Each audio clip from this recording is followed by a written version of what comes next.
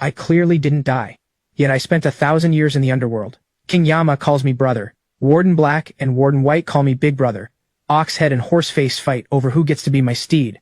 All because I never complained, never shirked. Every day I swept the underworld clean. But today, I'm done. Because I finally checked in at every single spot in the underworld. Once I reincarnate successfully, I'll start out 10,000 years ahead of everyone else. So I go find King Yama. I hand in my resignation as an underworld official. King Yama closes the register of life and death. He looks up at the young man before him.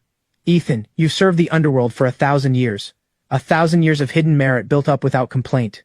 For this reincarnation, I'll place you in a family of cultivators. As long as you train with a steady heart, great fortune awaits you. Thank you, King Yama. I bow low respectfully. Inside, I'm grinning like a fool. Finally, Oxhead and Horseface lead me to the Bridge of Forgetting. Ethan, I heard you were coming today. So old Granny here added a little something special just for you. Simmered it 3 extra hours. Drink this bowl and go on your way with an easy heart. With that, a bowl of golden broth is pressed into my hands. Oh, come on, Granny Lethe. Not only do you brew me soup, you spike it too? Afraid I might actually remember you 3, huh? I take the soup of forgetting from her. I look at my 3 old friends, reluctant to let go. Friends, after this farewell, I'm off to a far wider world.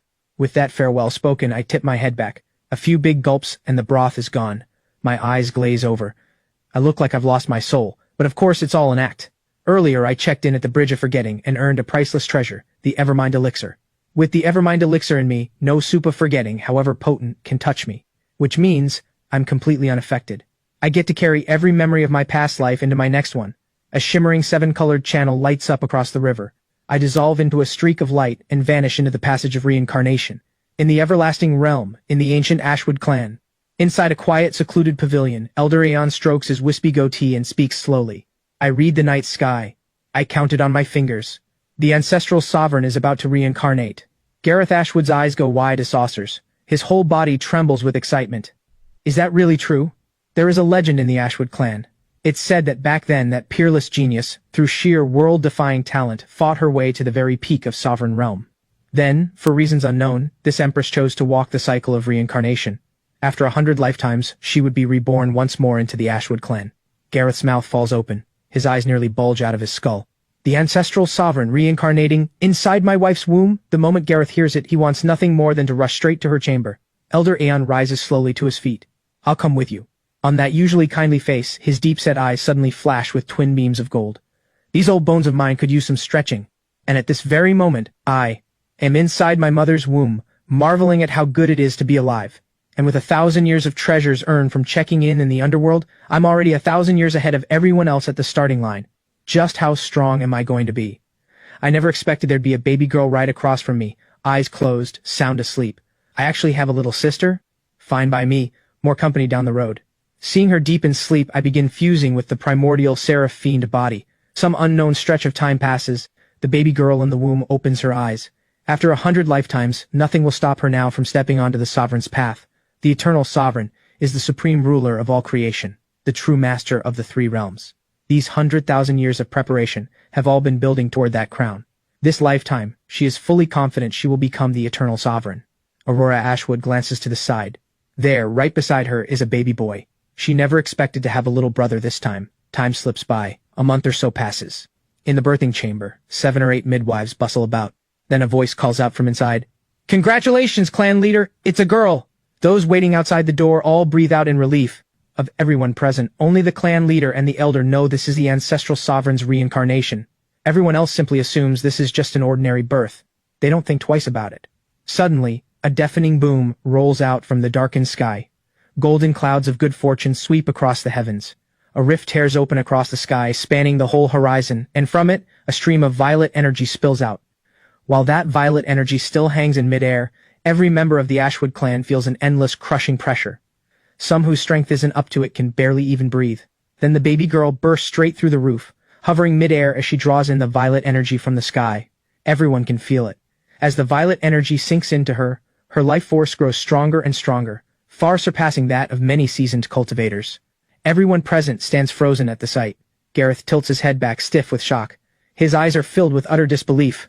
I never imagined the ancestral sovereign's rebirth would draw down the primordial violet radiance itself. What kind of monstrous talent does it take to pull that off? Once the primordial violet radiance is fully absorbed, A loud baby's cry rings out from inside the chamber. A midwife shouts out into the courtyard, "Congratulations, clan leader! It's a boy!" Gareth throws his head back and roars with laughter. He's even happier than he was for the ancestral sovereign's birth. The ancestral sovereign's talent may defy heaven itself, but her status stands above his. He'll always have to answer to her. The baby boy is the one who can truly inherit the Ashwood clan's legacy. No matter what this son's talent turns out to be, he will be raised into the strongest being in all creation. Just as he's scheming this through, another deafening boom cracks the sky, louder than the last, shaking heaven and earth alike. Many clan members at the mere sound collapse to the ground in terror. The sky itself splits open into a rift stretching 100,000 miles. Deep within that rift, towering giants, thousands of feet tall, stride forth one after another. Some are celestial sovereigns wreathed in ethereal light, others demon gods seething with dark power. These celestials and fiends standing tall against the sky, a rough count puts them at over 10,000 strong. Sovereigns and demon gods, scattered across the heavens like stars, their terrifying pressure makes the very air groan. Across the everlasting realm, hermits who've been in seclusion for thousands of years, powerful cultivators. The moment celestials and fiends manifest, every one of them feels as though they can't breathe. Elder Aeon stares up at the sky, his deep-set eyes trembling. Celestials and fiends descending together. Could a war between celestial and fiend be about to break out? As everyone knows, celestial and fiend are as fire and water, and if the two appear together, it's bound to spell catastrophe. Or, Elder Aeon's head snaps toward the chamber. The ancestral sovereign's talent is so far beyond heaven's law, even celestials and fiends cannot tolerate it. He simply can't work out why celestials and fiends would descend at all. But tying it back to the ancestral sovereign's birth just now, it all starts to make a grim kind of sense. The ancestral sovereign's talent defies heaven's law. The three realms cannot allow it to exist. Celestials and fiends descend together, intent on striking her down. Just as he's thinking this through, another boom shakes the chamber. The roof tiles shatter completely. The baby boy bursts up through the roof, hovering in midair. The baby boy looks up at the thousands upon thousands of celestials and fiends in the sky and giggles. In that instant, heaven and earth tremble. Thousands upon thousands of celestials and fiends bow low, kneeling before the baby boy. The sight is staggering, awe-inspiring beyond words. For 100,000 miles in every direction, everyone bears witness to this astonishing scene. The Ashwood clan members watching this unfold are struck utterly speechless. What in the world is happening? Why would thousands of celestials and fiends kneel before this baby boy? These are true celestial and fiend projections. Could the baby boy's talent be so terrifying that even the celestials and fiends of all heavens know to submit? None of them can even imagine it. What kind of talent could summon celestials and fiends to bow at the moment of birth? These 10,000 celestials and fiends may be mere projections, but their aura is unmistakably that of true celestials and fiends, proud as only celestials and fiends can be. And yet, here they all are, kneeling before the baby boy. That alone is proof enough that this child's origin and talent are beyond extraordinary. Even Elder Aeon, who has lived over 8,000 years, feels his mind explode with a deafening roar. He's so stunned he nearly drops dead on the spot. With all his vast experience, he can only guess at the baby boy's true nature. This child must possess an unimaginably terrifying body to command the submission of celestials and fiends alike. Judging by this alone, compared to the baby girl from before, this is on an entirely different level. Just moments ago, he thought the omen surrounding the baby girl's birth was already enough to shake the three realms. But now, after the baby boy's birth, he finally understands what true soul-shaking awe looks like. Thousands upon thousands of celestials and fiends kneeling. He'd never even dreamed of seeing such a thing, let alone imagining it. Gareth is beside himself with sheer excitement. Ha ha ha! My son has the bearing of a true sovereign. This is wonderful, just wonderful. How could he not be stunned? Between his two children, one drew down the primordial violet radiance, the other summoned thousands of celestials and fiends to kneel. Both their talents defy the very laws of heaven. Elder, are you certain there's no mistake? Could it be that this baby boy is the real reincarnation of the ancestral sovereign? Judging by talent alone, the boy far surpasses her. If anything, calling him the ancestral sovereign would be far easier to believe. Elder Aeon pauses, momentarily thrown, before finally answering. There's no mistake. The baby girl is the true reincarnation of the ancestral sovereign. There's no mix-up on that front. It's written clearly in the clan records. The ancestral sovereign was a woman. 100,000 years ago, she ascended as Empress, the famed Empress Aurora. Speak that name, and many of the older generations still remember it well. And in the plaza in front of the ancestral shrine, there stands a magnificent statue, carved in the very likeness of Empress Aurora, 100,000 years ago. How could there possibly be a mistake? Gareth's mouth twitches. His head is starting to spin. To think, the ancestral sovereign spent 100,000 years preparing, only to be outshone by a newborn baby boy. If she ever found out, would it be enough to make her furious? Inside the chamber, a gaping hole now yawns in the roof. The scene outside is now plainly visible. Aurora lies swaddled in her blankets, staring up at the thousands of celestials and fiends filling the sky. Her eyes practically pop out of her head. Could this be the primordial Seraphine body? Across 100,000 years she has studied countless ancient records. She knows that across the three realms there are 36,000 known cultivation bodies, and ranked first among them all is the primordial Seraphine body. This body, whether one walks the path of celestial or the path of fiend, can reach the very pinnacle of either. It stands unmatched across all eternity. My little brother actually has the primordial Seraphine body. At the thought, she lets out a bitter little laugh. She never imagined that after 100,000 years of preparation she'd end up losing anyway. Losing the moment she was born, no less. Losing this completely. I may have lost on raw body alone, but in the end, your achievements will never match mine. Aurora spent 100,000 years preparing for this lifetime. The primordial earth core and the sovereign earthbone are only the beginning. Further ahead, there are countless treasures and opportunities still waiting to be fused into her body. And most precious of all, 100,000 years of cultivation experience, something no newborn could ever hope to match. At that thought, Aurora feels considerably better. But right after that, I check in again, right there in the chamber, and earn a bottle of mystic essence. With no one else around, I hug the jade bottle and gulp it down in big mouthfuls. Before long, the whole bottle disappears into my stomach. Once I finish absorbing the mystic essence, I'm thoroughly satisfied. This body is far, far stronger than she imagines. A little mystic essence still remains in the bottle. I glance over at my little sister beside me, dip a finger in the bottle's mouth, and slip it between her lips. Her furrowed little brow smooths out. She seems to sleep even more soundly, thanks to the mystic essence. The chamber door swings open. A man and a woman step in, along with an elderly man with white eyebrows. The ancestral sovereign chose to reincarnate on the day of the Nine Suns convergence, deliberately. Naturally, she hopes to gain great fortune when the blessing takes place. We need to help the ancestral sovereign complete the blessing. He then produces a stone, 3 feet square. Mira Ashwood feels its spiritual energy at once, and her spirit sharpens with awe. Under all heaven, who would have thought there could be a mutton-fat spirit jade this large? The spirit jade is a gentle, mild-natured jade infused with spiritual energy. Worn against a baby's skin, it can quietly, gradually refine the infant's constitution, turning an ordinary mortal body into that of a chosen prodigy. A piece this large, this spirit jade means good fortune is coming my way. But the very next moment I see my little sister laid right on top of the spirit jade. My talent is stronger than hers. Why does she get to absorb it first? Does my father secretly think I'm not really his son? After setting down the spirit jade, the clan leader and the elder both leave. Only Mira remains in the room, tasked with looking after both children. Seeing my eyes closed, seemingly asleep, Mira lies down herself to rest. The moment I hear my mother's breathing settle into a steady rhythm, I open my eyes. They light up at the sight of the spirit jade. From checking in the underworld, I once earned another priceless treasure, the celestial dew, worth 100 times more than the spirit jade. The only trouble is the celestial dew's potency is fierce and overwhelming, far too much for a newborn to handle. My plan is to absorb some of the spirit jade first, build up my constitution, and only then move on to the celestial dew. If I take a bit of my sister's share for now, I can always pay it back later. I reach out my chubby little hand and shove hard against the edge of the spirit jade. A small chip breaks off at once. I pop that little piece into my mouth and swallow it straight down. Once the spirit jade reaches my stomach, it transforms into a torrent of raw energy spreading through my body. This energy is hundreds of times stronger than the mystic essence. In the blink of an eye, an hour slips by. A glow lights up inside my body, forming the outline of a human silhouette, golden on the left side, pitch black on the right. The Seraphine body, half celestial, half fiend. Gold stands for celestial, black stands for fiend. This outline is still just a faint sketch. Once it fully solidifies into a complete figure, the Seraphine body will have reached minor completion. This spirit jade tastes amazing. One more piece. And with that, my little hand presses hard against another corner of the spirit jade. Another small piece breaks off.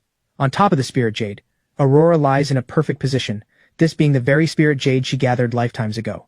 Ever since she began preparing for her 100 lifetimes of reincarnation, Aurora has been collecting priceless treasures, sending them down to the mortal world through a celestial stone, and leaving an ancestral decree instructing her descendants to gather treasures on her behalf. All of it, waiting for this exact moment, 100,000 years later, when her 100 lifetimes would finally converge. 20 days remain until the day of the Nine Suns convergence. Her primordial earth core must reach minor completion by then, in order to receive the solar blessing. The Nine Suns convergence appears only once every 10,000 years. If she manages to obtain it, she can plant a solar ember deep within her body, nurture it well over time, and it could grow into a top-tier immortal flame. To wait for this exact chance, she has spent 3,000 years navigating her reincarnations. This little brat actually dares to steal this sovereign spirit jade. Aurora suddenly notices my hand reaching toward the corner of the spirit jade. I break off a small piece and pop it straight into my mouth. She looks again at that corner and finds a fist-sized hole gouged right out of it. It's plain as day. All of it has been eaten. The sight nearly makes the Empress explode with rage. Even in the ancient desolate heaven realm, finding a piece of spirit jade this size is no easy feat. She had planned to rely on this very piece to reach minor completion of her primordial earth core within 20 days, and afterward, absorbing it slowly, eventually push it all the way to great completion. But now, for every bit her little brother absorbs, she loses exactly that much. This is outright theft, in broad daylight. As an empress, how could she possibly stand by and watch her treasure get snatched away by this little rascal? What's going on? Why is my little sister acting so upset? A newborn infant, her body still in early development. Even with a powerful physical body, she shouldn't be able to do anything like this. Aurora glares fiercely at the baby boy. Her eyes say it plainly. You little brat. This spirit jade is all mine. Don't even think about stealing it. She then reaches out her own small hand, finds a spot on the spirit jade's edge, breaks off a peanut-sized piece, and pops it into her mouth. Watching this, I can't help but grin inside. So my little sister is pretty smart after all, copying the way I eat the spirit jade. Alright then, let's see which of us can eat faster. And so, one baby boy and one baby girl launch into an all-out eating contest. One piece for you, one piece for me. Both of us thoroughly enjoying ourselves. Mira wakes from her nap and stretches. The moment she sees both children eating the spirit jade, she's so frightened she nearly jumps out of her skin. They're eating the spirit jade. Oh heavens, the spirit jade's energy may be gentle, but swallowing it directly like this could still cause its energy to erupt inside their bodies. The slightest misstep could throw their meridians into chaos or even tear their bodies apart entirely. But looking at both children now, eating the spirit jade hasn't harmed them at all. If anything, they're growing stronger by the minute. These bodies are truly beyond anything she could have imagined. Mira finally realizes just how limited her own understanding has been. She has vastly underestimated just how powerful these bodies really are. She breaks off a piece of the spirit jade herself, dividing it into peanut-sized pieces and sets them down beside me. Eat up, my boy. I flash a wide grin. Nothing beats a mother's love. That old saying is dead on. That so-called father of mine, meanwhile, is clearly on my sister's side, playing favorites through and through. Aurora nearly loses her mind with fury. This sovereign spirit jade, you're supposed to be on my side, and instead you sneak it over to that little brat? The two of you are clearly in this together. Of course, all of this is only screamed inside her head. No one on the outside can hear a word of it. As a newborn infant, all she can do is watch her own treasure get chipped away, piece by this little rascal. 2 days quickly slip by. What was once a neat square block of spirit jade has now had a huge chunk devoured. More than half was eaten by me, and only a small portion by Aurora. As for Mira, watching over them in the room, in her heart, she leans more toward the baby boy, so she doesn't stop either of them. To her way of thinking, whichever child eats it, the spirit jade only makes their bodies stronger, clearly a good thing. As long as no harm comes of it, even eating the whole thing isn't a problem. Suddenly I float up to the middle of the room, 2 colors of light radiating from my body, gold on the left, black on the right. What was once just a faint dotted outline has now solidified into a complete human silhouette. Mira stares at my body, a jolt of pure shock rushing through her. She can barely even catch her breath. This is minor completion of a divine body. It's only been this long and his body has already reached this stage? The speed is unbelievable. It's all thanks to the spirit jade. Otherwise, there's no way I could have achieved something like this in such a short span of time. Aurora feels the aura radiating from him, and looks up sharply at the baby boy. She nearly goes mad with fury. You actually stole this much of this sovereign spirit jade. This sovereign is going to fight you for it. This spirit jade, it was supposed to be the sovereign's key move to push her primordial earth core to great completion. And now this brat has eaten so much of it, what's left probably won't be enough. The once mighty empress faints outright from sheer rage. I notice something's wrong with my sister too. Why has my little sister passed out?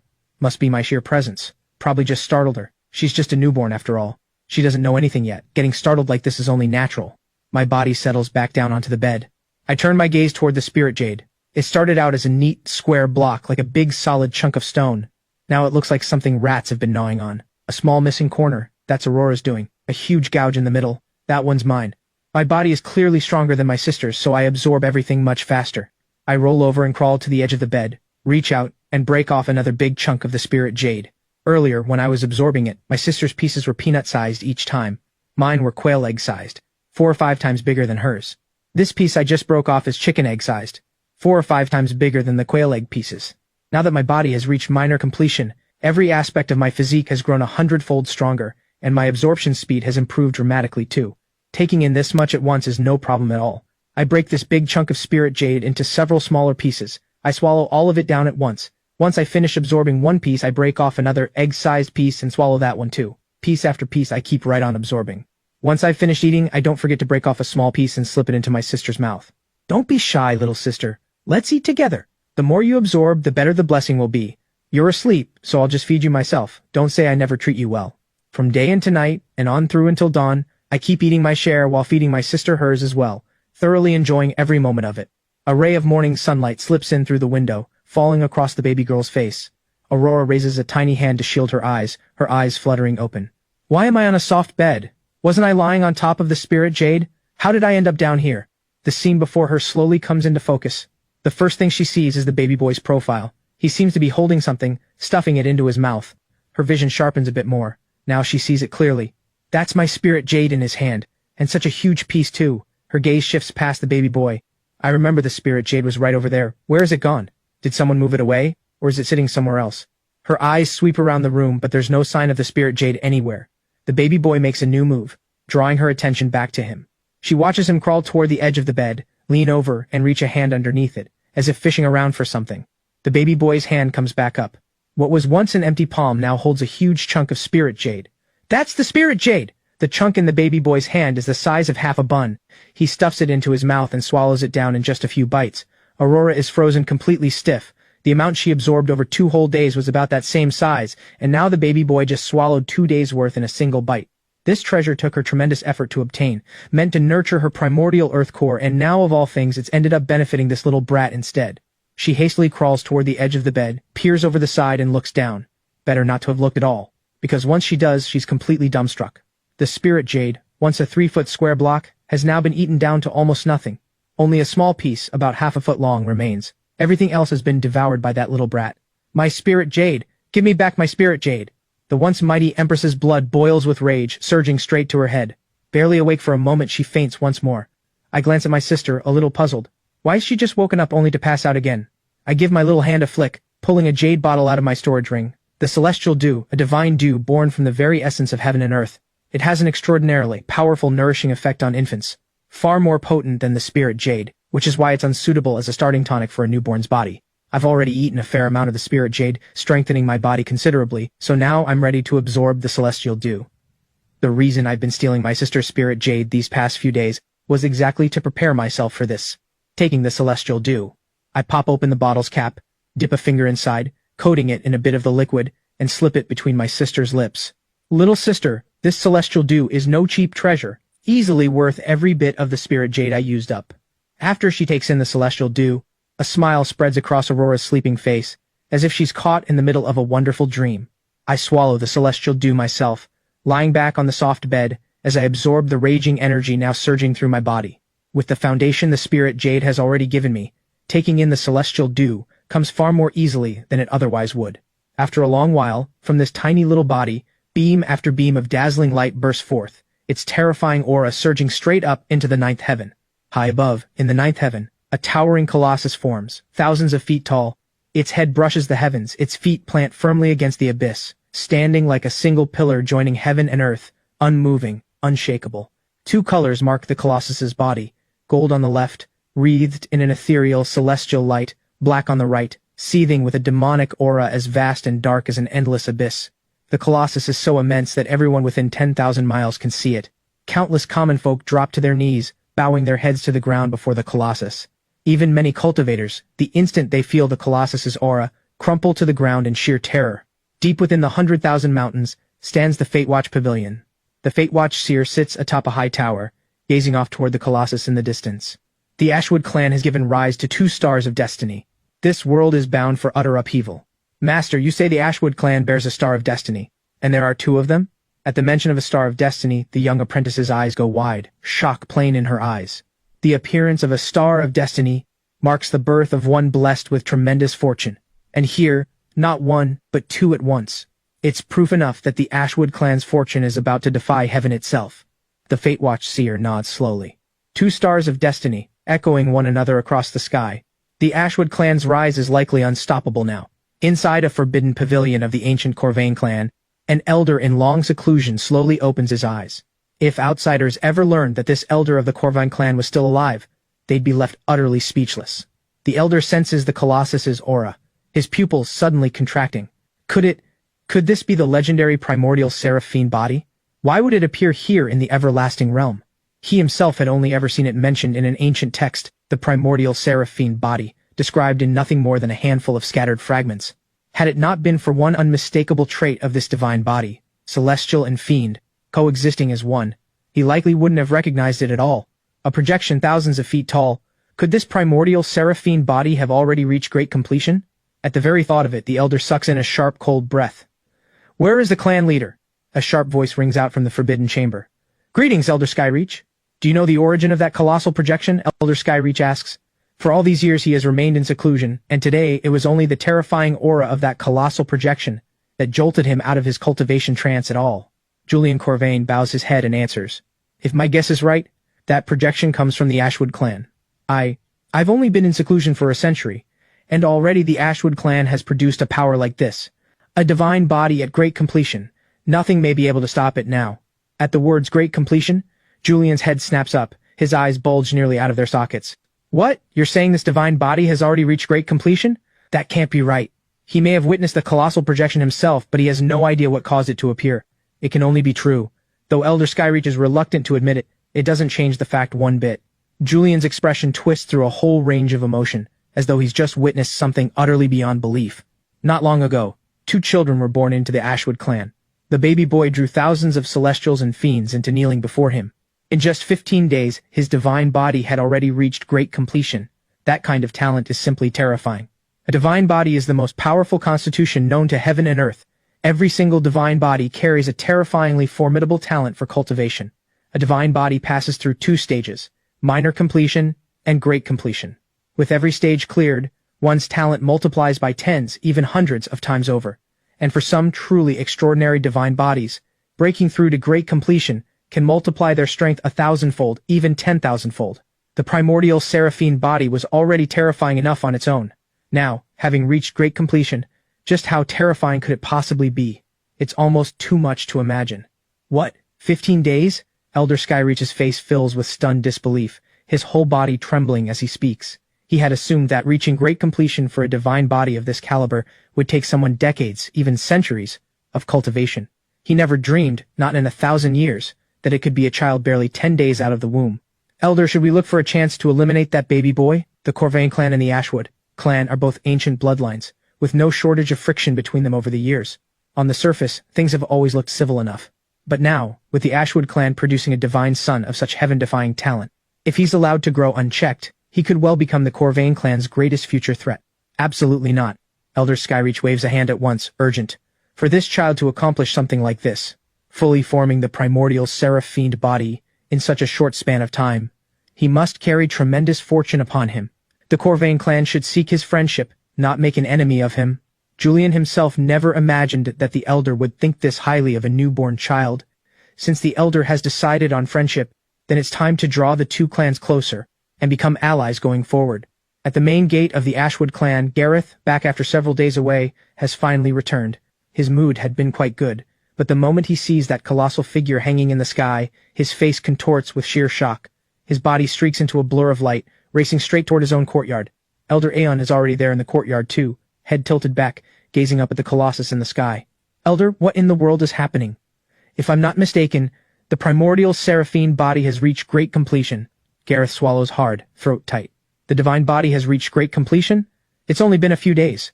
How could it happen this fast?"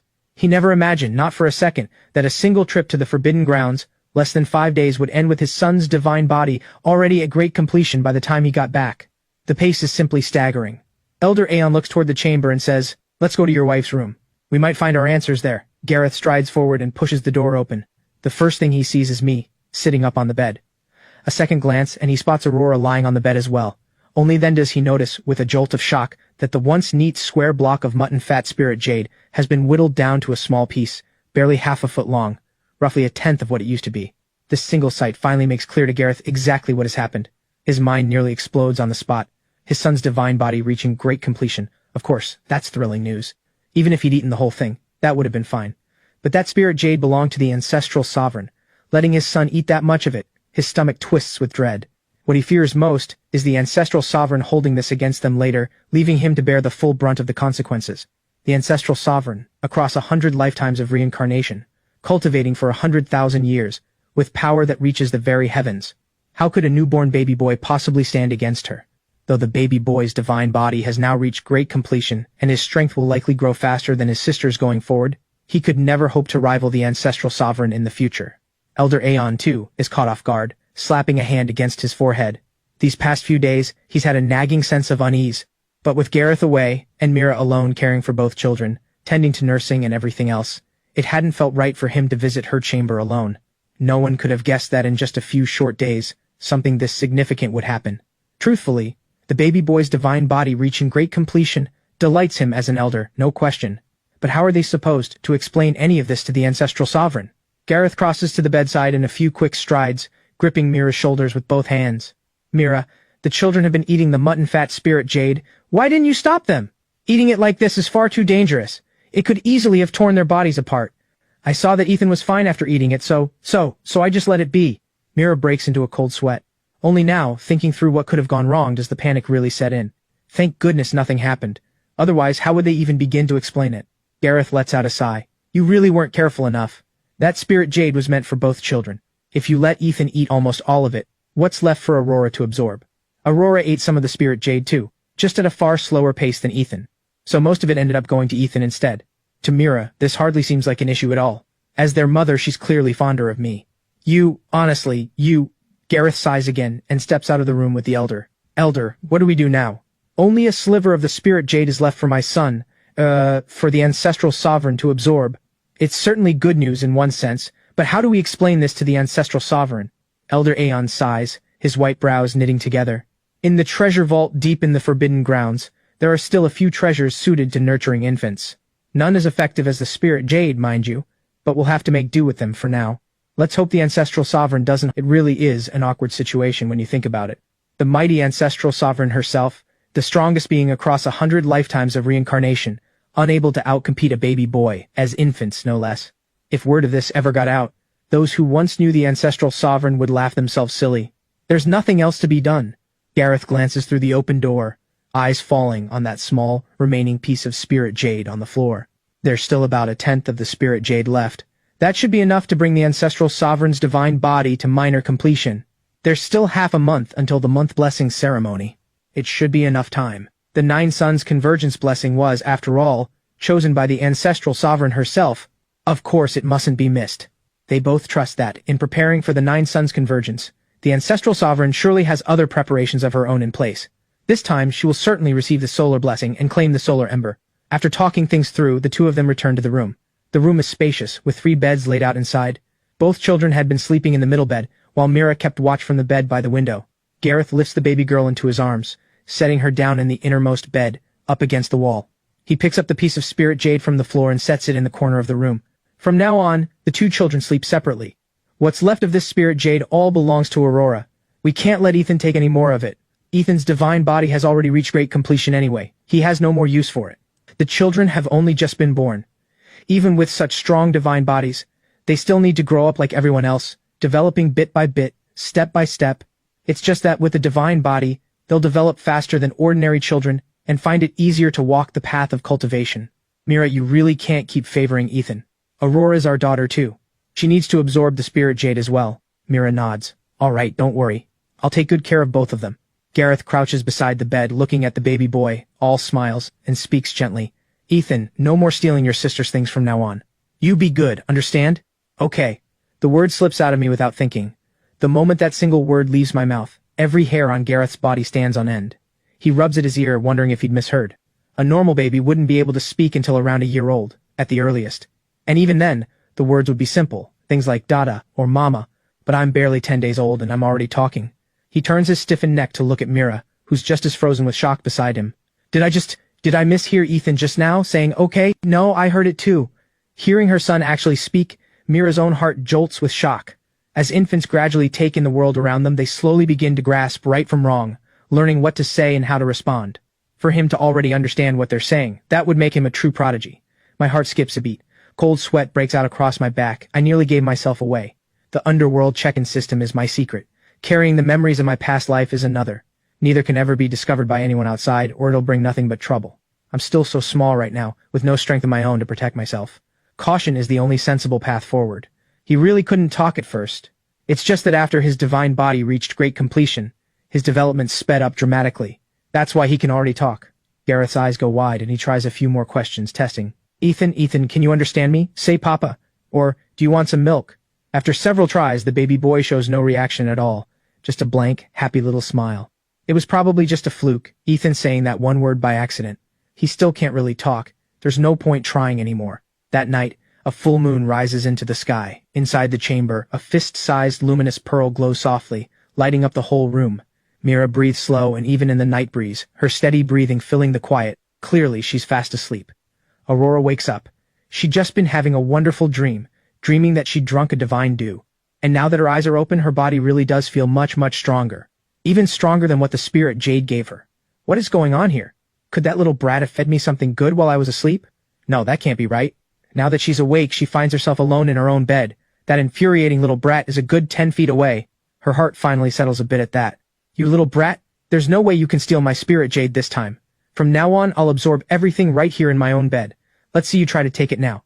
For an infant to learn to walk, it usually takes at least a year, maybe more. Right now her body still isn't fully developed. These two separate beds are like an impassable moat, keeping the two of them completely apart. She won't have to worry about anything being stolen now. Aurora breaks off a small piece of the spirit jade, shaking it toward the baby boy with a triumphant little smirk, then pops it into her own mouth, savoring every moment as she swallows it down. She decides that from now on, she really needs to teach this little brat a proper lesson. I turn my head, notice that Mother is already asleep, and start crawling toward the edge of the bed. Just as I'm about to tumble right off the edge, Aurora doesn't feel the slightest bit worried, until a soft thud sounds out. Aurora freezes solid on the spot. She watches the baby boy sit up on his own bed, hop lightly down onto the floor, and walk toward her with a bright, beaming grin. She'd swear on anything. That's the most terrifying smile she has ever seen in her life, as dreadful as something straight out of a nightmare. What? How is he already up and moving around like that? Aurora's mind buzzes with static, as if 10,000 flies were swarming inside her skull, her thoughts on the verge of exploding.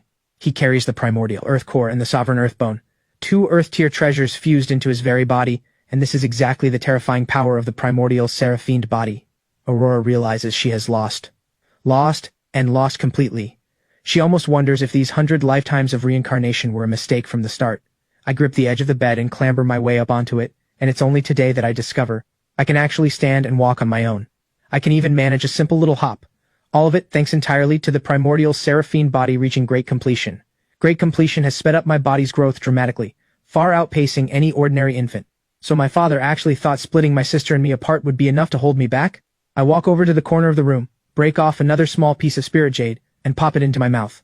Once the spirit jade enters my body, it transforms into a vast wave of energy spreading through me. Now that my divine body has reached great completion, I notice something different this time. Before, when I absorbed the spirit jade, its energy would surge into my meridians like a tidal wave. This time, as the energy enters my body, it's remarkably gentle. Like a raging tsunami has become a quiet, trickling stream, with no impact whatsoever on my meridians. It's not that the spirit jade has become gentler. It's that my body has grown too powerful, able to subdue and tame every surge of that raging energy. My meridians have become like a vast, mighty canal now, capable of handling even the most violent currents with ease. Now that my divine body has reached great completion, the spirit jade's effect on me has become almost negligible. Even absorbing more of it barely does anything now. The spirit jade seems to be of little use to me anymore. Since that's the case, I might as well leave the rest for my sister. I break off another big chunk of spirit jade, open my mouth wide, pretending like I'm about to devour it, and shoot my sister a smug little wink. The moment Aurora sees this, a wave of raw hurt wells up inside her. Tears well up quickly, glistening at the corners of her eyes. This sovereign went through untold hardship to find that spirit jade. And you little brat, ate the whole thing. Do you have any idea how hard 100 lifetimes of reincarnation actually is? The more she thinks about it, the more wronged she feels, until the tears finally spill over and won't stop. Wow, the mighty Empress herself, a woman who has lived 100,000 years, actually reduced to tears because of me. I never expected my sister would be this sensitive to a little teasing, crying over practically nothing. Never mind, this isn't fun anymore. I'm done playing around. I break the spirit jade down into smaller pieces and press them into Aurora's hands, then gently pinch her little cheek. The moment Aurora has the spirit jade back in her hands, her crying stops almost instantly. So this little brat does know how to feel bad, after all. Even if you give this sovereign the spirit jade back, this sovereign still won't forgive you. Seeing my sister has stopped crying, I slip quietly back to my own bed. As for what kind of blessing I might receive, there's a real excitement building inside me. Half a month later, the night sky glitters with countless stars. In the plaza behind the Ashwood clan's main hall, more than 10,000 clan members have gathered. For every one of them, today is an enormously important day, The month blessing ceremony. The divine son and divine daughter will receive the blessing together, and it coincides with the once in 10,000 years 9 suns convergence. Which of the two, the divine son or the divine daughter, will receive the greater blessing? Has to be the divine son, right? His divine body has already reached great completion after all. The divine daughter is strong too, though. I heard her divine body reached minor completion as well. According to legend, if one manages to receive the solar blessing, a solar ember will take root deep within their body, and if it's successfully nurtured, it can grow into an immortal flame in its own right. To withstand the solar blessing at all requires an extraordinarily powerful constitution, and no one dares guarantee that either infant will succeed. I wonder if the divine son and divine daughter can even endure it. Both their bodies are strong, sure, but they're still infants, barely a month old.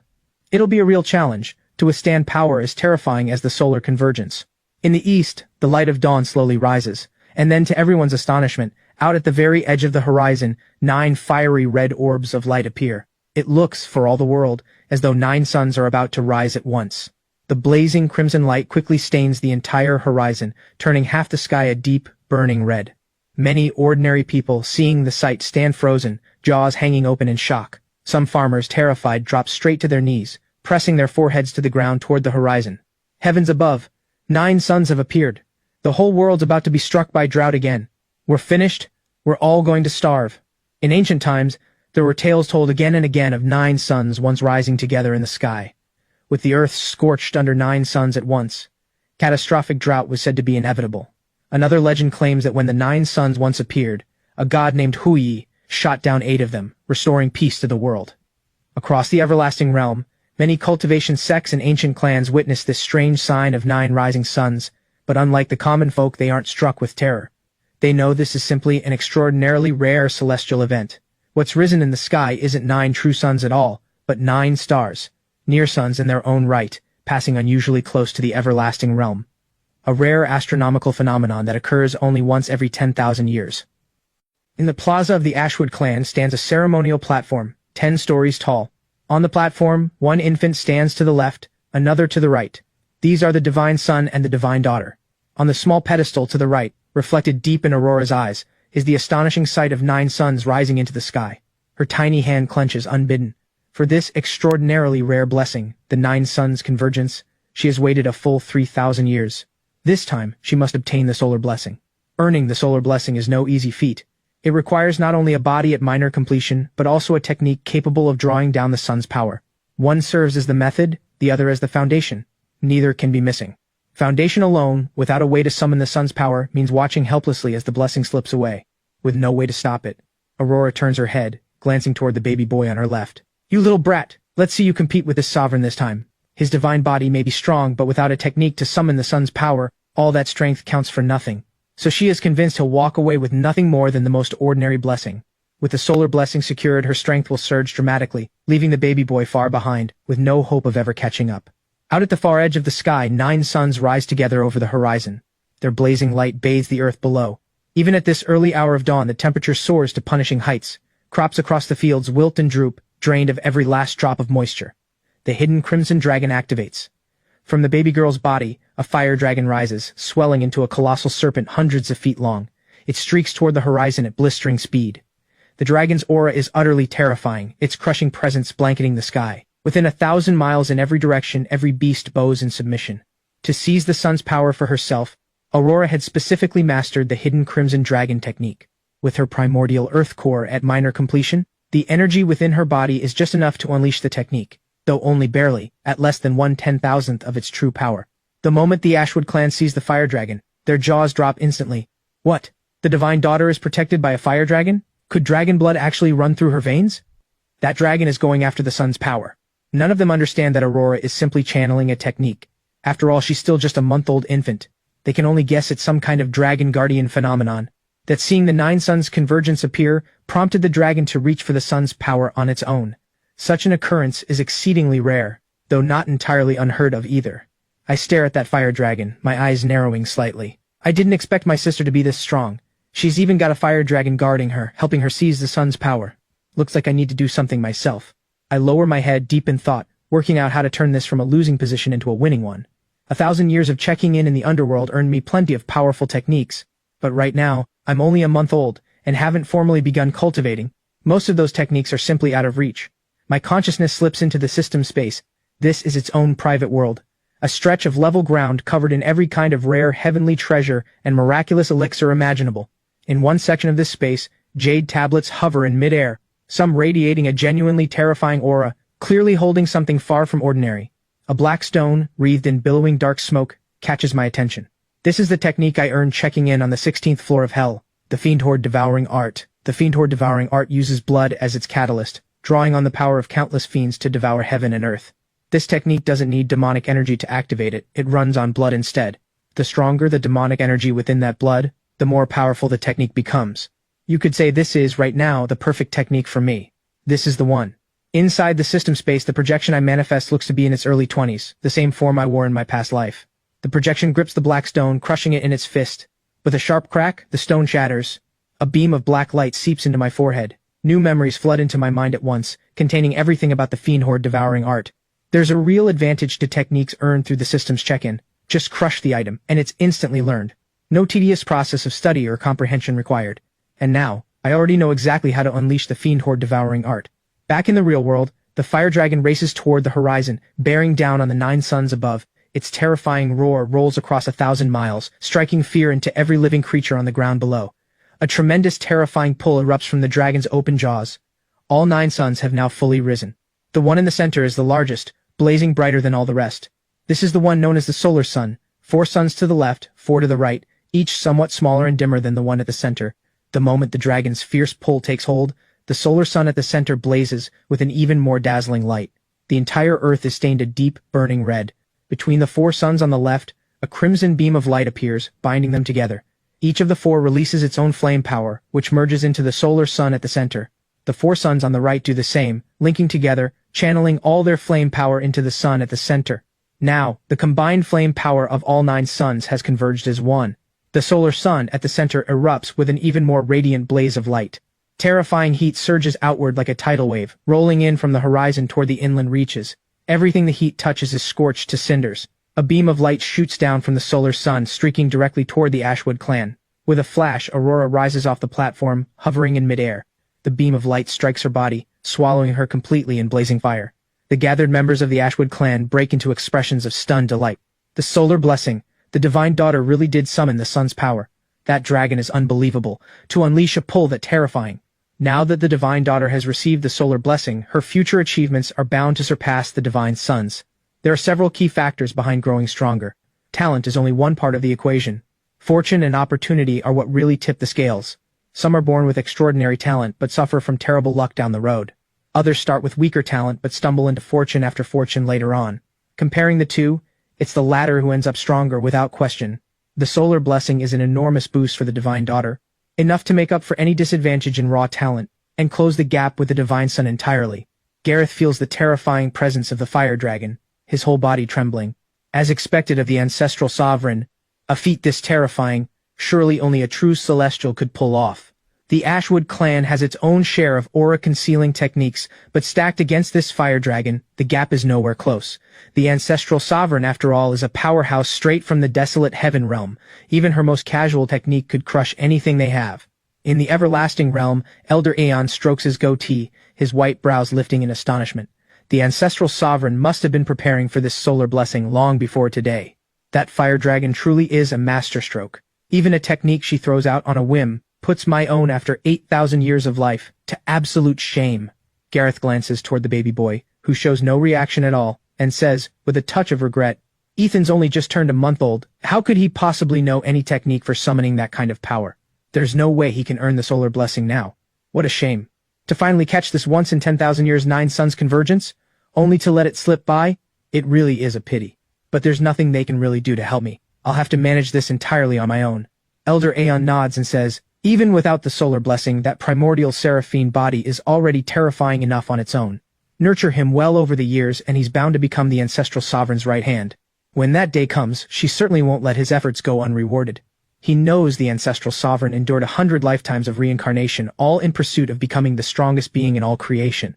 But the path of cultivation is, at its core, a struggle against heaven itself. Never an easy road. Having an extra ally by her side can only help. Gareth speaks up, a note of quiet feeling in his voice. For Ethan to be the ancestral sovereign's own little brother, That's a stroke of fortune all its own. After 100,000 years of preparation, what treasure could she possibly lack? As long as Ethan proves himself, the ancestral sovereign certainly won't be stingy. Whatever slips through her fingers alone would be more than enough to set him up for life. Up on the platform, the moment I opened my eyes, I met with blinding light. I quickly raise a small hand to shield myself from it. My sister has already summoned the sun's power. I need to act, and fast. This rare celestial event won't last long.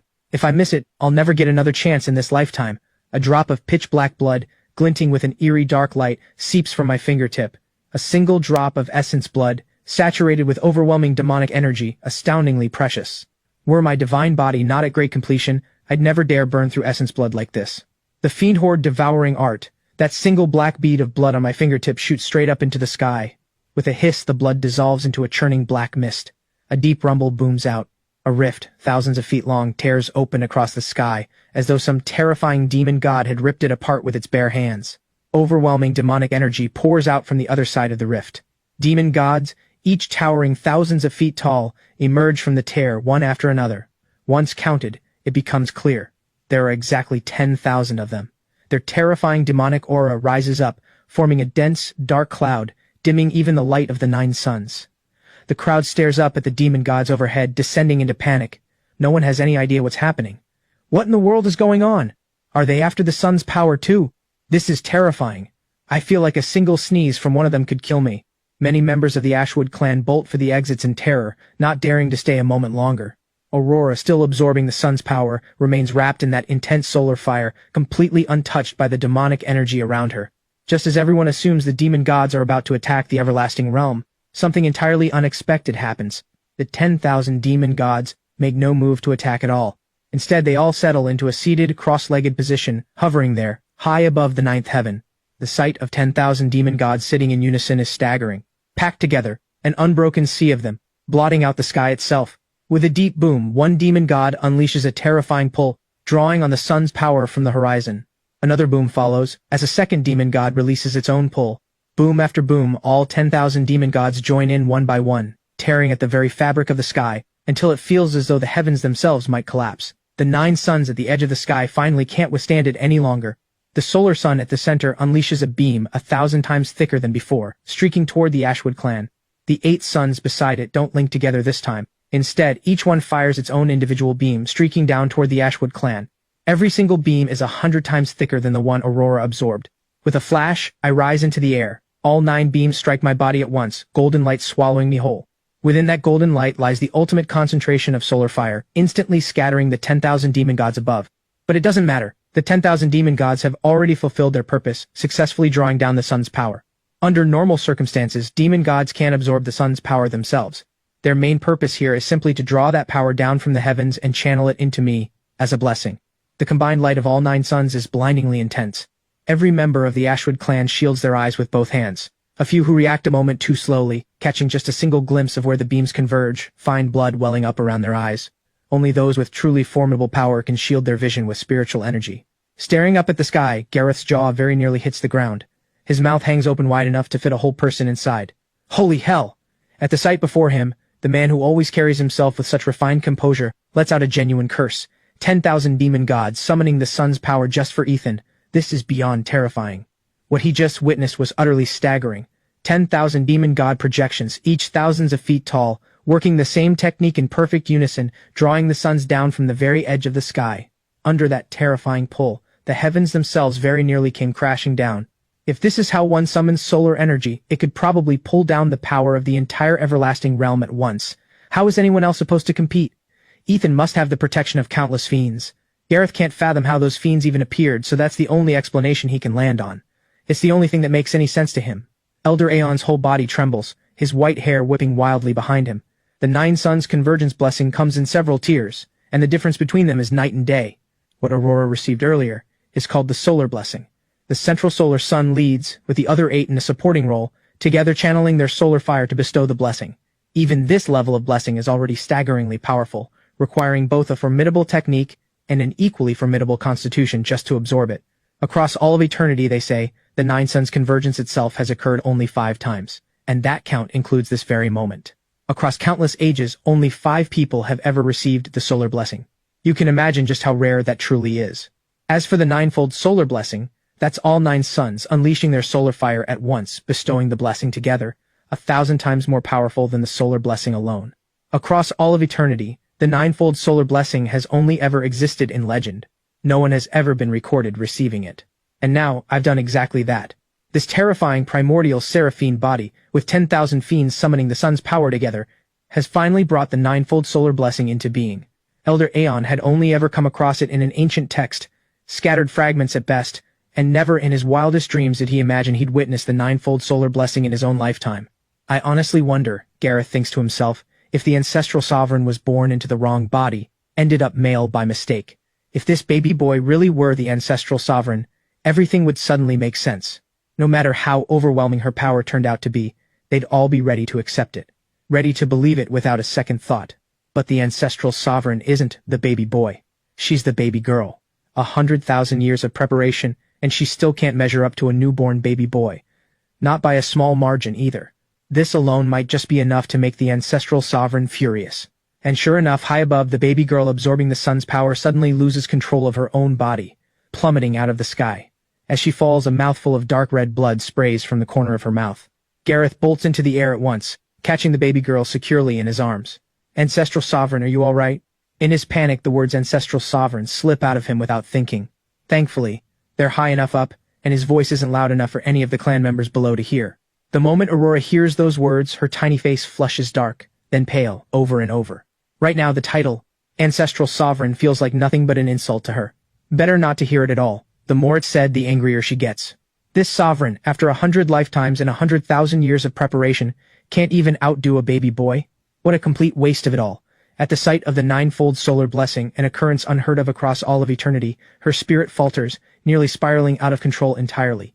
Barely managing to hold herself together, she finishes absorbing the sun's power, though not without suffering serious injury in the process. With a wet cough, rage boiling over inside her, another mouthful of blood sprays out. The Empress's eyes roll back, and she faints from pure fury. Gareth lets out a helpless sigh, shaking his head slightly. Talk about bad timing, he mutters. If Aurora had been born a little later, she wouldn't have run into this little freak of nature. Though if she'd been born a few years later still, she'd stand even less of a chance against him. Then again, my son really is something else. He's got the bearing of a true sovereign, no doubt about it. High above, a searing sphere of light envelops me completely. The sun's power seeps into my skin through 36,000 pores, flooding deep into my body. Every cell in my body, scorched by the solar fire, burns white hot. An ordinary person subjected to this much solar fire would ignite into raging flames instantly, reduced to nothing but ash.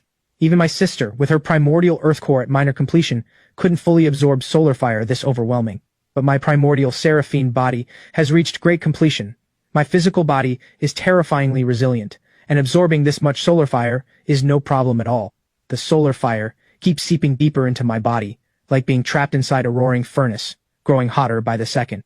Even with a seraphine body, the process of absorption is agonizing beyond belief. But who am I, after all? My willpower is terrifyingly unbreakable. If I could sweep the underworld for 1,000 straight years without complaint, how many ordinary souls could ever claim the same?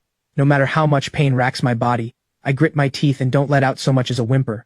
More and more solar fire pours in, tempering my body all over again, pushing it toward an entirely new, terrifying level.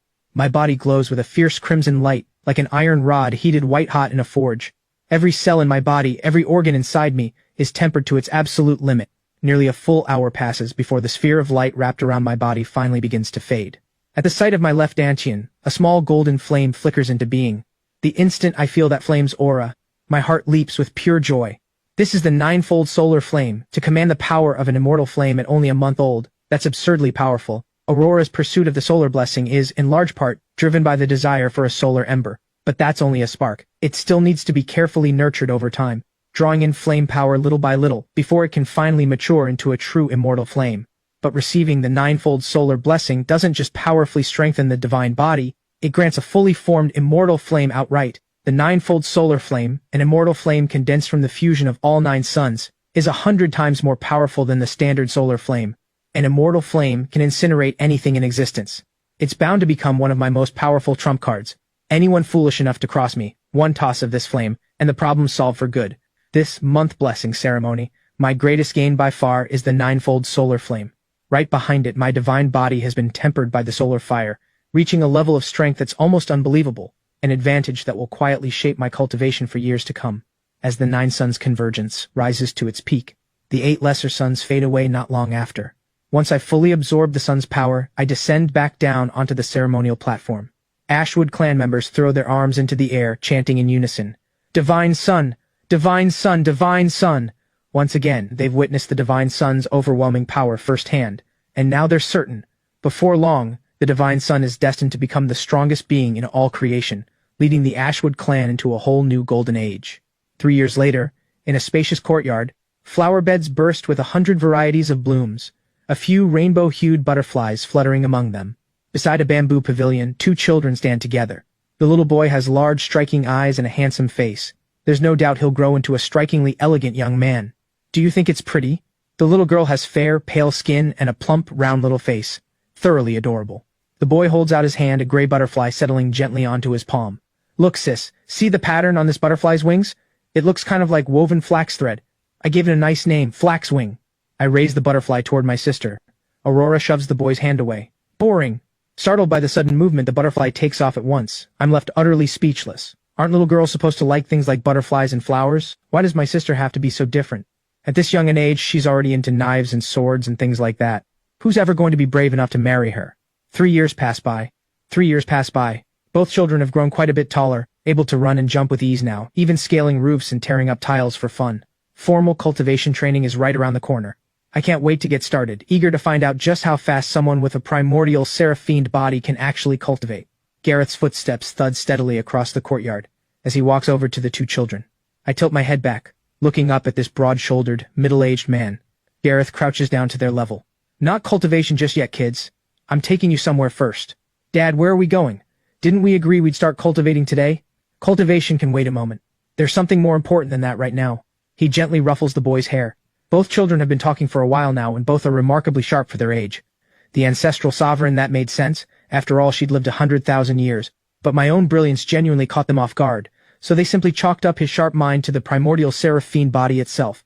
With a divine body like that, after all, a little extra intelligence only seemed natural.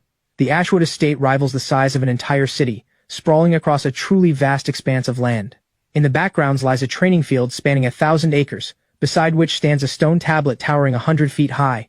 At the very top of the tablet, large characters are carved, the primordial body ranking. With one child cradled in each arm, Gareth walks up to the tablet. "Now, you can both reach out and touch this tablet and see if you can earn a place on the primordial ranking." Across the world of cultivation, there exists a legendary ranking, known as the primordial body ranking. This ranking measures a range of qualities, divine bodies, raw divine strength, and more. Anyone who earns a spot on the list receives a single, heaven-defying opportunity, one that, if seized correctly, can launch them straight to the top. To even attempt the ranking comes with one additional requirement. A candidate must first reach a certain age. There are actually several different primordial rankings. The one before them is specifically the ranking for divine bodies. With divine bodies like Aurora's and mine, climbing this ranking should have been effortless. The only obstacle before now was our age. I'd noticed the tablet from a distance right away, and my interest was piqued at once. With my primordial seraphine body, first place on the divine body ranking is a lock. The divine body ranking is calculated by weighing every relevant quality together. Take Aurora, for instance. She carries the primordial earth core and the sovereign earth bone. When the tablet runs its evaluation, it factors both treasures together, assessing overall strength as a whole. The more trump cards a person holds, the easier it is to secure a place on the primordial ranking. I crane my neck upward, reading the fine print at the base of the tablet. Rank 1 on the divine body ranking, Fenrir Emberleaf, the desolate sacred body supreme. Rank 2, Corin Voss, the sacred body Dao Embryo. Rank 3, Raylan Corvan, the sovereign swordbone. Rank 4. The list only records the strongest 100 individuals. Whenever a new name climbs onto the divine body ranking, whoever previously held the 100th spot is automatically bumped off. Every ranked individual holds their spot for a maximum of 10,000 years. After that, they're removed automatically. Seeing the name Fenrir Emberleaf stirs a flicker of recognition in me. I'd crossed paths with him in my past life too. The primordial body ranking isn't unique to the Ashwood clan. Tablets like this exist all across the realms. It records more than just cultivators from the everlasting realm. It covers every practitioner across the entire cultivation world. Trillions upon trillions compete for those 100 spots. To claim the very top spot is to be crowned the strongest among all those trillions. And earning a place on the ranking at all grants access to the primordial sanctum. The primordial sanctum is quite the place, filled with extraordinary opportunities. Back when I was checking in the underworld, I earned quite a few ancient texts, some containing information about the primordial sanctum. Legend has it this was once home to the gods of a bygone age. who left behind countless divine treasures. With the stroke of good fortune, one lucky encounter there would be enough to conquer the three realms outright. The three realms refers collectively to the cultivation world, the celestial realm, and the demon realm, not three isolated worlds standing alone. The cultivation world alone contains countless minor realms, 3,000 of them in fact, all grouped together under that one name. I glanced toward the base of the primordial body tablet, a hint of confusion crossing my mind. This tablet has existed for something measured in the tens of millions of years, so why hasn't it accumulated any fortune? Ever since I gained the system, I've been able to sense a special kind of energy called fortune, and the stronger that fortune, the better the rewards from checking in. Under normal circumstances, the longer an object like this tablet has existed, the richer its accumulated fortune should be. But this particular tablet hasn't gathered any at all. Or, put another way, whatever fortune the tablet has accumulated isn't stored here. It must be held within the primordial sanctum itself. Given how ancient the primordial sanctum truly is, it's bound to be a goldmine for checking in. I start walking toward the tablet, ready to be the first to test my divine body. Aurora panics at the sight, grabbing hold of me at once, refusing to let me go any further. I'm the older sister. I get to go first. What difference does the order make? You're going to lose either way, destined for second place no matter what. I raise an eyebrow. This is a fact beyond dispute. My primordial seraphine body outclasses both of Aurora's treasures by an enormous margin, not even in the same league. Aurora grits her teeth in frustration. I want to be the first one to sit at the top spot. When a cultivator earns a place on the primordial body ranking, they receive a reward called the primordial font, its value determined entirely by their rank at the moment they first claim it. First place's reward far outstrips seconds. If I go first, I'll lock in the top spot for certain. No matter how hard she pushes, she can't outmatch me, leaving her destined for second place. But if Aurora goes first instead, with the primordial earth core backing her, she'd claim first place easily, sitting on that throne, even if only briefly, and walking away with the first place primordial font. When I test afterward, I'll take the top spot myself anyway, claiming my own first place font in turn. That way we both walk away with the maximum possible gain. And besides, what Aurora's really after is the fortune waiting inside the primordial sanctum, and only the top rank grants safe entry there, which is exactly why she needs to test before I do. No way, I'm the older brother. I go first. I turn and stride straight toward the tablet. Aurora yanks hard at the boy's arm, only to find his strength is simply overwhelming. 9 oxen combined probably couldn't match a single one of my fingers. A dragged furrow trails across the ground behind her. Immortal deer leg, I have one. I'll give you one, if you let me go first. With no other option left, she's forced to bribe her annoying little brother just to get me to stop. The moment I hear immortal deer leg, I do in fact stop in my tracks. Immortal deer are extraordinarily rare in the everlasting realm, just as scarce as phoenixes or dragons. Their meat is famously tender and succulent, unmatched in flavor. At my 3rd birthday feast, I was lucky enough to try a piece of immortal deer leg, and I've been hooked on that taste ever since. Now, hearing my sister actually has one, my mouth is practically watering. Really? Of course! Aurora reaches into the storage pouch at her waist, and a fresh deer leg 30 feet long drops to the ground. I stare at that deer leg, my eyes lighting up. Utterly tempted by the sight of it, my resolve crumbles instantly. Where'd you even get an immortal deer leg? And one this huge, no less? Immortal deer are rare enough on their own. A single leg 30 feet long means the deer itself had cultivated for thousands of years. A true elder beast. An immortal deer of this caliber is nearly impossible to hunt down. Its flesh carries a thick, potent spiritual energy. Eating it nourishes the body deeply, and offers real benefits for cultivation as well. Even a single bite of immortal deer meat, given to an ordinary mortal, could extend their life by several years. And with sustained consumption over time, it could even reshape their very constitution, opening the door to cultivation itself. It was Dad who gave it to me, of course. Aurora glances back at the middle-aged man behind them. I give a small nod. For the sake of that deer leg, I'll let you go first. Testing first or testing second, it makes no real difference to me either way. I'm still claiming the top spot afterward. Might as well let my sister enjoy a taste of first place for a while. Deal. I run a small hand over the deer leg and tuck it away into my storage ring. This storage ring was a gift from Gareth. Its interior space is enormous. Even a 100-foot mountain could fit inside without issue. A grand family like the Ashwoods can certainly afford such extravagance. Aurora lets out a sigh of relief. Over these past 3 years, she's learned just how much I eat. Every single meal, in enormous quantities, and the moment good food is in sight, there's simply no pulling me away from it. The immortal deer leg may be precious, but trading it for first place on the primordial body ranking is more than worth the cost. Even sitting at the top only briefly is enough to claim the full first place reward, with no downside once that's locked in. Aurora walks toward the primordial tablet, while I wander over beside Gareth, tilting my head back with a slightly sulky look. Dad, I want some immortal deer meat too. I genuinely hadn't expected that the Ashwood clan could even procure immortal deer meat. If it was shipped in from the desolate heaven realm, the cost would have been staggering, far outweighing the meat's actual worth. Ethan. The moment Gareth hears the question, his head starts to spin. The truth is he never gave that immortal deer leg to Aurora at all. It came from Aurora's own primordial cosmos tower. That tower is extraordinarily powerful, capable of fusing directly with a soul. It stays with her through hundreds of reincarnations without ever being lost, and whatever she collects only accumulates further, lifetime after lifetime. Whatever treasure Aurora pulls out, she always claims publicly that it came from the Ashwood clan itself, just to avoid raising suspicion. But that leaves Gareth in an awkward spot. Ethan, I'll definitely get you some fresh deer meat too. Ethan, outwardly I have to seem to favor Aurora, but I'll make it up to you with plenty of good things behind the scenes, alright? How is he even supposed to explain any of this to me? He can hardly say, your sister is the reincarnated ancestral sovereign, and every single asset the Ashwood clan owns technically belongs to her. Over these past 3 years, he's quietly pulled no shortage of nourishing treasures from the ancestral sovereign's private vault, just for me to use. I nod. Okay. The primordial tablet sits right beside the training grounds, where many young clan members are already deep in cultivation. Seeing the clan leader arrive with both the divine son and divine daughter, they immediately guess what's about to happen, and swarm over, eager to watch. 3 rings deep, then 3 more, packed so tightly not a soul could slip through. Oh my! The divine son and divine daughter are testing their divine bodies. I can't wait to see them climb the ranking. Right? There's really no need to guess the outcome. The divine son's taking first place for sure. Finally, someone from our Ashwood clan is going to top the primordial ranking. I wonder just what kind of primordial font the two of them will end up with. Right. Making it onto the ranking is brutally hard. You're competing against trillions upon trillions of people.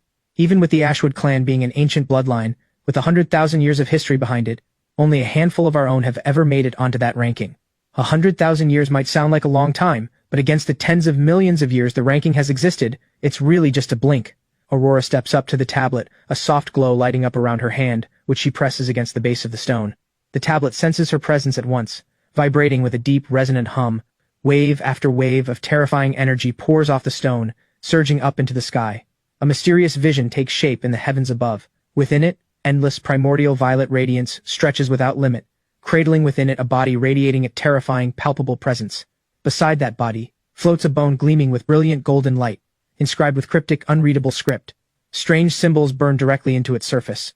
A single glance is enough for any ordinary person to feel the crushing weight of world-ending power radiating from it. The Ashwood clan members all crane their necks upward, staring at the vision with open horror. Heavens! A divine body nurtured within primordial violet radiance itself. Just how terrifying can that be? My God! Why does that bone radiate power capable of ending the world? It's really that powerful. The primordial tablet lays bare both of Aurora's divine treasures for all to see. A pulse of energy radiates from the tablet, sinking directly into Aurora's mind. And in her thoughts, a terrifying voice rings out, carrying an oppressive, boundless authority, unmatched across all eternity. You have claimed the summit of the primordial body ranking. Your name shall now be carved atop this stone. Wait.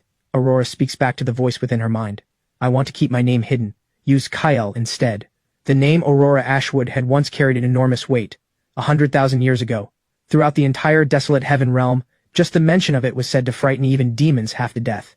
If her name appeared on the primordial tablet now, matching that same name from 100,000 years ago, it would immediately draw the attention of countless powers, ancient monsters who have lived for hundreds of thousands of years, who would grow suspicious, at once, and could well come looking to cause her trouble. Right now, her strength is far too weak, with no real means to protect herself. If one of those ancient monsters ever set its sights on her, there would be no surviving it. So keeping her name hidden is simply the wiser choice. One day, once her power is enough to defy heaven and earth alike, she'll reveal the truth then, and prove herself for good. She's already endured 100,000 years. A little more waiting hardly matters now. As you wish. The tablet rumbles and shudders. A golden name slowly materializes at the very top of the ranking. Rank 1 on the body ranking, Kyle, bearer of the primordial earth core and the sovereign earthbone. The former first and second place holders both drop down a rank. Rank 2 on the body ranking, Fenrir Emberleaf, the desolate sacred body supreme. Rank 3, Corin Voss, the sacred body, Tao Embryo. A sphere of crimson light drops down from the sky, landing squarely atop Aurora's head before sinking into her mind. The sphere carrying the primordial font hidden within it, which only she alone can access. Across the 3 realms, 100,000 primordial body tablets stand, scattered across every major power and territory. And at that very moment, every one of those 100,000 tablets awakens at once. In a rapid cascade, terrifying surges of energy erupt skyward, conjuring the same mysterious vision across every sky. Endless primordial violet radiance fills the vision, cradling the primordial earth core within it, with the sovereign earthbone gleaming beside it. The moment this vision appears, the three realms themselves shudder in response. Across the 3,000 minor realms, countless ancient clans and powerful sects, any power that possesses one of these tablets, is able to witness the vision firsthand, and every one of them is left utterly stunned. My God, could that really be the legendary primordial earth core? This is absolutely terrifying. That bone's mysterious markings, they remind me of something. Whatever it is, it's on a whole different level than the sovereign earth bone. Members of House Emberleaf can no longer hold on to the top spot, it seems, no matter what. The primordial earth core and the sovereign earth bone, both priceless treasures held by one single person. This person is destined for a heaven-defying rise. Either treasure alone is powerful beyond measure. To have both fused into one body is proof enough this person's strength stands unmatched by anything in existence. Every one of these ancient clans burns with envy. If a prodigy like this were ever born into their own bloodline, their ancestors would practically be dancing in their graves. Deep within the desolate heaven realm, a vast world known as one of the true celestial realms, stand 10,000 primordial body tablets, scattered throughout its expanse.